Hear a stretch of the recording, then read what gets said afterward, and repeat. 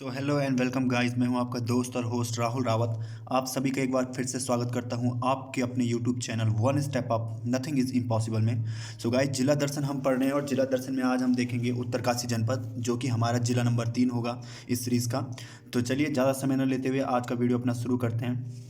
तो जानते हैं उत्तरकाशी जनपद का इतिहास। ठीक है, तो उत्तरकाशी को जो पुराण है, पुराणों में इसका काफ़ी महत्व रहा है। तो जानते हैं इसी से रिलेटेड तथ्य। पुराणों में उत्तरकाशी को सौम्यकाशी कहा गया है तथा चीनी यात्री वेनसांग ने उत्तरकाशी को शत्रुघ्न कहा है। तो ये काफ़ी ज़्यादा इंपॉर्टेंट है, यहाँ से पॉइंट ध्यान रखिएगा। एग्जामों में पूछा जाता है वेनसांग की यात्रा के बारे में, तो आपको ये यहाँ पे काफ़ी महत्वपूर्ण हो जाता है आपके लिए, ये आप ध्यान रखिएगा। तो गाइस, बढ़ते हैं अपने नेक्स्ट पॉइंट की तरफ। विश्वनाथ मंदिर के कारण ही इस जनपद का नाम उत्तरकाशी पड़ा है। ये आपके पास क्वेश्चन बन सकता है कि उत्तरकाशी को उत्तरकाशी क्यों कहा गया है। तो ऑप्शन आपके पास आ सकता है सौम्यकाशी, प्राचीन नाम इसका सौम्यकाशी था इसलिए, या फिर वेनसांग ने इसे नाम दिया, या फिर कुछ और। तो यहाँ पे जो इसका ऑप्शन आप आंसर करेंगे इस क्वेश्चन का, वो इस तरीके से होगा कि विश्वनाथ मंदिर के कारण इस जनपद को उत्तरकाशी कहा गया। ठीक है, आगे चलते हैं। रवाई परगना को 1824 ईस्वी में टिहरी रियासत में शामिल किया गया। तो जब यहाँ पे गोरखाओं का शासन चला था अपने गढ़वाल रीजन में 1803 से लेकर 1815 तक, तो उस दौरान ये जो उत्तरकाशी था ये भी गोरखाओं के पास चला गया था। फिर जब अंग्रेज आते हैं और अंग्रेज़ों के साथ संगोली की संधि होती है 28 अप्रैल 1815 में, तो उस दौरान उत्तरकाशी जो है वो गढ़वाल क्षेत्र में फिर से आ जाता है। लेकिन इसका जो रवाई परगना होता है ये तब भी अंग्रेज़ों के पास होता है, और फिर बाद में 1824 में राजा सुदर्शन शाह को अंग्रेज़ों के द्वारा ये वापस दिया जाता है रवाई परगना। ठीक है, तो ध्यान रखेंगे आप, 1824 में रवाई परगना जो है ये टिहरी रियासत में शामिल किया गया था। इसके बाद 24 फरवरी 1960 में टिहरी जिले से काटकर उत्तरकाशी को एक नए जनपद के रूप में बनाया गया। ध्यान रखिएगा, आपका चमोली, पिथौरागढ़ व उत्तरकाशी तीनों को 24 फरवरी 1960 में ही बनाया गया था जिला। ठीक है, तो आप ये ध्यान रखिएगा, तीनों बड़े राज्य हैं, तीनों बड़े जनपद हैं, और तीनों ही बड़े जनपदों को एक ही दिन यहाँ पे जिला घोषित किया गया था। तो अगला देखते हैं उत्तरकाशी की भौगोलिक स्थिति। तो यहाँ पे काफ़ी विविधताएँ हैं, इसके अलावा काफ़ी बड़ा क्षेत्रफल भी है इसका। तो इसके बारे में देखते हैं। यहाँ राज्य का सबसे उत्तरी जनपद है तथा इसका कुल क्षेत्रफल 8016 वर्ग किलोमीटर है, जो कि राज्य का दूसरा सबसे बड़ा जनपद है। ठीक है, तो आपको ध्यान रखना है इसका क्षेत्रफल, आप जरूर ध्यान रखिएगा। जितने भी यहाँ पे ज़िले होते हैं उनका क्षेत्रफल मैं आपको बताता जाऊँगा साथ में, आपको वो ध्यान रखना है, क्योंकि कई बार क्रम अनुसार लगाने के लिए आ जाते हैं आपके पास एग्ज़ाम में, ज़िलों की हाइट के हिसाब से भी आ जाते हैं, इसके अलावा उनके क्षेत्रफल के हिसाब से आते हैं। तो आपको ये चीज़ें ध्यान रखनी है कि किस जिले का क्षेत्रफल कितना है। ठीक है, तो चलिए बढ़ते हैं आगे। उत्तरकाशी वर्णावत पर्वत की तलहटी में तथा भागीरथी नदी के किनारे बसा है। ये क्वेश्चन काफ़ी बार आया है कि वर्णावत पर्वत किस जनपद में है। तो आपको ध्यान रखना है कि वर्णावत पर्वत जो है ये अपना है उत्तरकाशी में, और जो उत्तरकाशी जो मेन शहर है उत्तरकाशी का, वो वर्णावत पर्वत के तलहटी पर ही है। साथ ही वहाँ पे गंगा जो भागीरथी है, गंगा की मुख्य सहायक नदी या फिर मुख्य नदी के तौर पर जाना जाता है जिससे, वो भी वहीं पर बहती है। ठीक है, तो आप ध्यान रखिएगा ये चीज़। इसके अलावा उत्तरकाशी जनपद जो है ये उत्तर दिशा में देखेंगे तो वहाँ पे पूरा चीन लग जाता है। फिर उसके पश्चिमी भाग में देखेंगे तो वहाँ पे हिमाचल प्रदेश लगता है। तो हिमाचल प्रदेश के किन्नौर व शिमला जनपद जो है ये उत्तरकाशी के साथ सीमा साझा करते हैं। जैसे मैंने आपको नीचे पौड़ी में भी बताया था, पौड़ी में बिजनौर जिला जो है उत्तर प्रदेश का वो लगता है। यहाँ पर आपको देखने को मिल रहा है कि हिमाचल प्रदेश से सीमा साझा हो रही है, और जो सीमा साझा हो रही है वो हिमाचल प्रदेश के किन्नौर व शिमला जनपद से हो रही है। ठीक है, तो ये चीज़ आपको ध्यान रखनी है कि हमारे जितने भी जनपद हैं उनकी सीमा यदि किसी अन्य राज्य से लग रही है तो वो अन्य राज्य में देखना है आपको कि कौन सा उस राज्य का जो डिस्ट्रिक्ट है वो टच कर रहा है सीमा को। ठीक है, इसके अलावा अगर किसी दूसरे देश से लग रही है तो उसकी जानकारी भी आपको होनी चाहिए। यहाँ पे श्रृंगकांठा करके एक दर्रा है जो कि हिमाचल और उत्तराखंड को जोड़ने का कार्य करता है। ठीक है, तो ये आप ध्यान रखिएगा। आगे बढ़ते हैं और देखते हैं उत्तरकाशी जनपद के पर्यटन व धार्मिक स्थल। तो इसके बारे में जानते हैं। पर्यटन स्थलों में देखते हैं सबसे पहले हरसिल के बारे में। हर्सिल को उत्तराखंड का मिनी स्विट्ज़रलैंड भी कहा जाता है। तो ये काफ़ी वेरी वेरी इंपॉर्टेंट पॉइंट है गाइस। यहाँ पे जब आप नोट बनाएंगे अपने तो वहाँ पे ज़रूर मार्क कीजिएगा, वेरी वेरी इंपॉर्टेंट।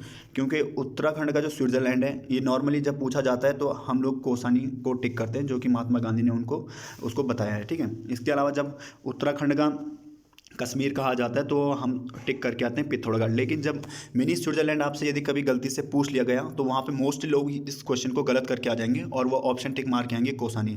लेकिन आपको ध्यान रखना है कि हर्सिल को उत्तराखंड का मिनी स्विट्जरलैंड कहा जाता है, ठीक है गाइस। तो आगे बढ़ते हैं, देखते हैं। हर्सिल क्षेत्र सेब के बागानों के लिए प्रसिद्ध है और जिसका श्रेय फ्रेडरिक विल्सन को जाता है। यहाँ पर सेब की एक विल्सन नामक की प्रजाति भी पाई जाती है।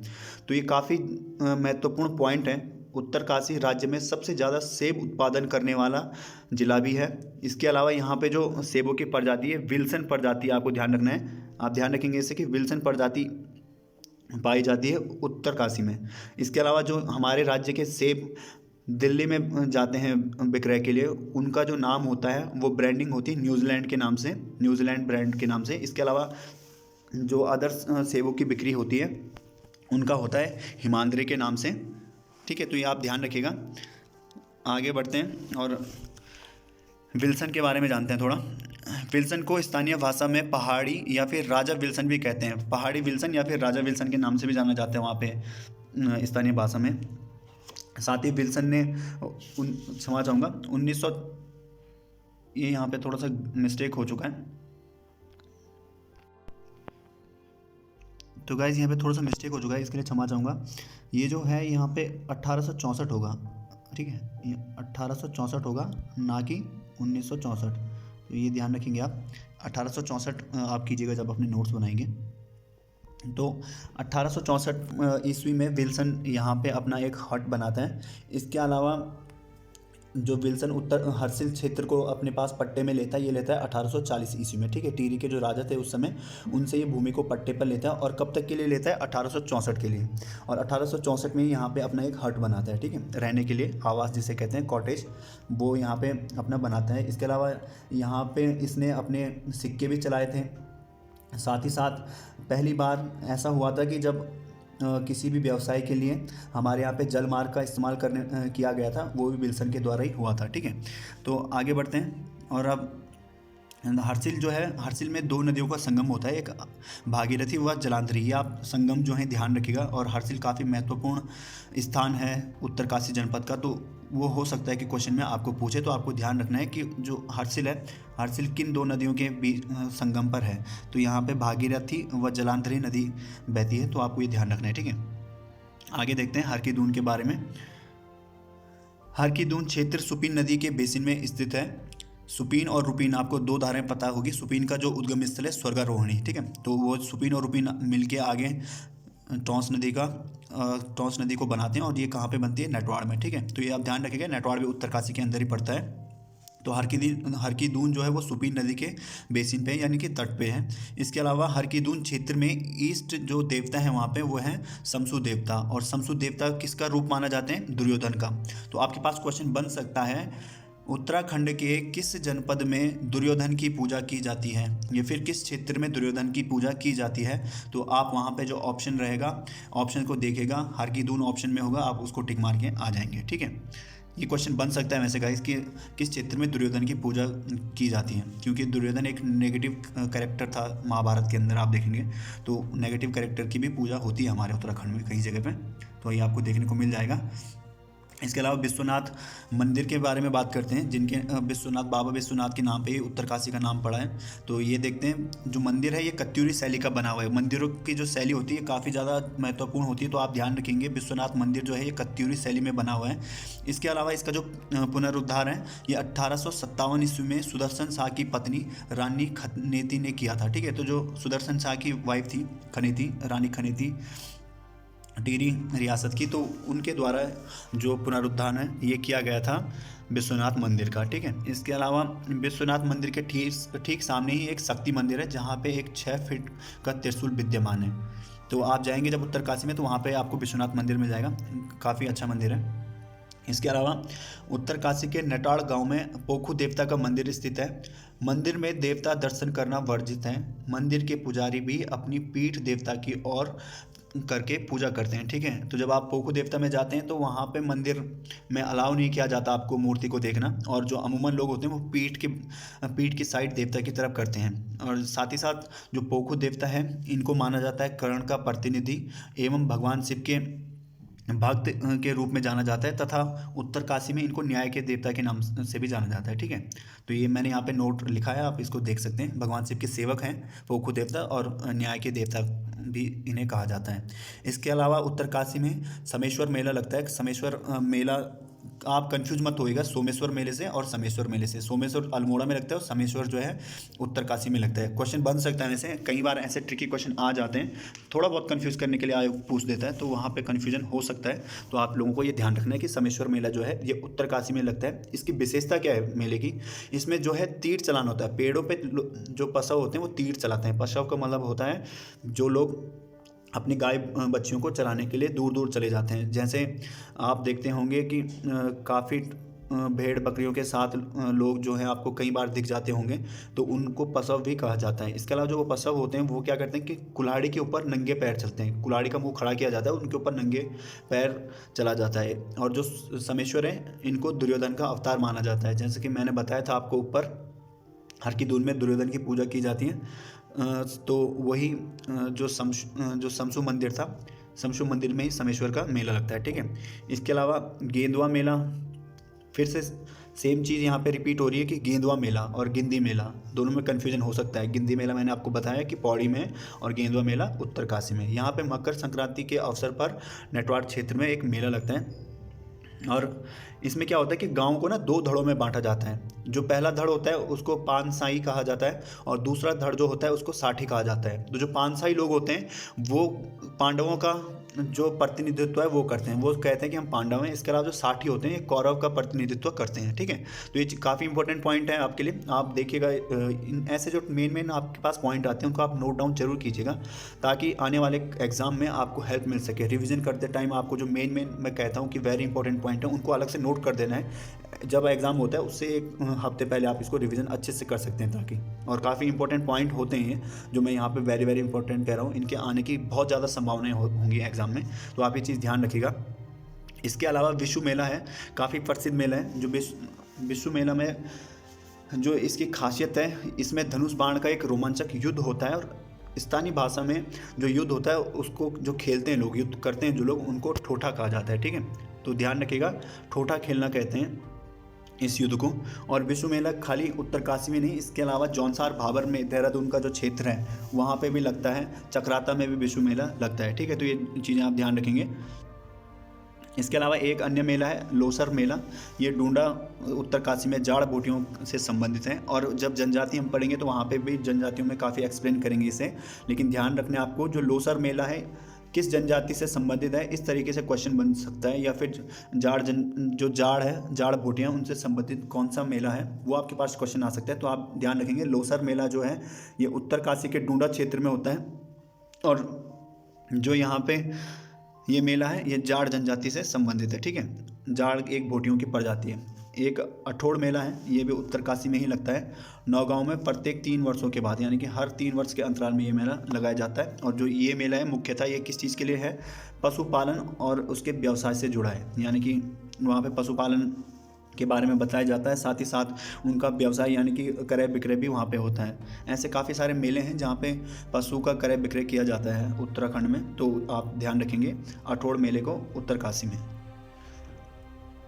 इसके अलावा वरुणी पंचकोशी यात्रा, ये काफ़ी ज़्यादा इंपॉर्टेंट हो जाता है, क्योंकि वीडियो के पेपर में एक क्वेश्चन आया था, वरुणी पंचकोशी यात्रा का संबंध किस जनपद से? ठीक है, तो उत्तरकाशी में यह होती है वरुणी पंचकोशी यात्रा।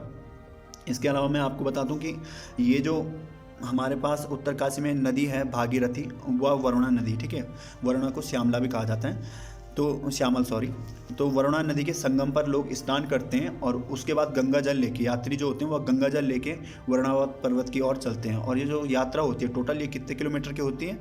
15 किलोमीटर की पैदल यात्रा होती है। ठीक है गाइस, तो ध्यान रखेंगे 15 किलोमीटर की पैदल यात्रा है वरुणा पंचकोशी यात्रा। इसके अलावा उत्तरकाशी जनपद के कुछ प्रमुख जो संस्थान हैं उनके बारे में देखते हैं। तो हिमालय संग्रहालय उत्तरकाशी में है, जिसको आप निम के नाम से भी जाते हैं, NIM के नाम से। अभी तो ये एक खाली वहाँ पे पिकनिक स्पॉट के रूप में रह गया है, तो आप इस संग्रहालय को देख सकते हैं, काफ़ी फेमस लेकिन वहाँ पे पिकनिक स्पॉट है ये निम। इसके अलावा तरुण पर्यावरण विज्ञान संस्थान डूंडा उत्तरकाशी में है। साथ ही साथ हिमालय पर्यावरण शिक्षा संस्थान टिहरी व उत्तरकाशी जनपद में 1965 से जैव विविधता संरक्षण का कार्य कर रही है। तो आपके पास क्वेश्चन आ सकता है यहाँ पे कि जो हिमालय पर्यावरण शिक्षा संस्थान है ये किस जनपद में है। ऑप्शन में आपके पास टिहरी भी आएगा, उत्तरकाशी भी आएगा, A और B, और इनमें से कोई नहीं, ठीक है। तो आपको A और B ध्यान रखना है। कब बना? 1995 में बना। इसका मुख्य कार्य क्या है? तो जो इसका मुख्य कार्य है वो है जैव विविधता संरक्षण। तो क्वेश्चन इस तरीके से भी बन सकता है कि निम्न संस्थानों में से किस संस्थान का मुख्य कार्य जैव विविधता संरक्षण है। तो आपको इसका जो आंसर है वो टिक करना है, हिमालय पर्यावरण शिक्षा संस्थान, ठीक है गाइस। तो आई होप कि आपको यहाँ तक जितना भी मैंने बताया सारे पॉइंट क्लियर हो रहे होंगे। इसके अलावा आगे देखते हैं नेहरू पर्वतारोहण संस्थान, ये भी काफ़ी इंपॉर्टेंट है। जो इसकी स्थापना हुई थी नेहरू पर्वतारोहण संस्थान की, यह हुई थी 14 नवंबर 1965 में, और इसके जो प्रथम प्रधानाचार्य थे वो थे ब्रिगेडियर ज्ञान सिंह। तो इनका नाम हम याद रखेंगे। इसके अलावा कर्नल कोठियाल जी आजकल काफ़ी प्रसिद्ध रहे हैं, चुनाव के टाइम पे चर्चित रहे हैं। उत्तराखंड में आम आदमी की पार्टी से उन्होंने अपना चुनाव लड़ा था लेकिन जीत नहीं पाए थे। इनके माध्यम से काफ़ी यहाँ पे कार्य किए गए हैं। तो जो यहाँ पे यूथ फाउंडेशन है, यूथ फाउंडेशन की शुरुआत भी उन्होंने यहीं से की थी, ठीक है। तो ध्यान रखिएगा, यूथ फाउंडेशन के फाउंडर का नाम भी आपसे पूछा जा सकता है। तो कर्नल कोठियाल जी यूथ फाउंडेशन के संस्थापक हैं। इसके अलावा उत्तरकाशी जनपद से संबंधित कुछ अन्य जानकारी हैं वो जान लेते हैं। तो जो पहला पॉइंट है, 8 दिसंबर 2012 को उत्तरकाशी के गौमुख तथा क्षमा चाहूँगा उत्तरकाशी से और गौमुख तक के क्षेत्र को इको सेंसिटिव जोन घोषित कर दिया गया है। तो आप देखेंगे उत्तरकाशी में जो नदी है भागीरथी, उसके 200 मीटर के इर्द गिर्द कोई भी वहाँ पे कंस्ट्रक्शन का काम नहीं हो सकता है। 200 मीटर की आप रेंज में ध्यान रखिएगा कि 200 मीटर का जो दायरा है भागीरथी नदी के तट का, वहाँ पे कोई भी आप कार्य नहीं कर सकते हैं। और इसको इको सेंसिटिव जोन घोषित किया गया। और कब किया गया? 8 दिसंबर 2012 में। इसके अलावा गिलगित ऑफ उत्तराखंड, आराकोट, उत्तरकाशी में एक जगह है आराकोट, उसको गिलगित ऑफ उत्तराखंड के नाम से जाना जाता है। इसको आप अस्कोट से कंफ्यूज मत कीजिएगा। अस्कोट कहाँ पड़ता है आपका? उत्तर का क्षमा चाहूँगा पिथौरागढ़ में, ठीक है। तो आपको ये ध्यान रखना है यहाँ पे कि अस्कोट आपका पड़ता है पिथौरागढ़ में और आराकोट पड़ता है आपका उत्तरकाशी में, जिसे कहा जाता है गिलगित ऑफ उत्तराखंड। इसके अलावा एशिया का जो सबसे ऊंचा चीड़ का वृक्ष था वो भी उत्तरकाशी में मिला था, मोरी ब्लॉक में। हालांकि ये जो पेड़ था ये 2007 में अब टूट चुका है। इसके अलावा अन्य जो यहाँ पे तथ्य है, ये है तांबा खानी सुरंग, उत्तरकाशी के वर्णावत पर्वत पे है, ठीक है। तो आपको ध्यान रखना है, तांबा खानी सुरंग पूछा जा सकता है ये। साथ ही इसके अलावा मांझी वन, ये कि फूलों की घाटी है, जैसे आपको पता होगा फूलों की घाटी पड़ती है चमोली में। इसी की तरह से चिनाब है एक, वो भी दूसरी फूलों की घाटी के नाम से जानी जाती है, ये भी चमोली में है।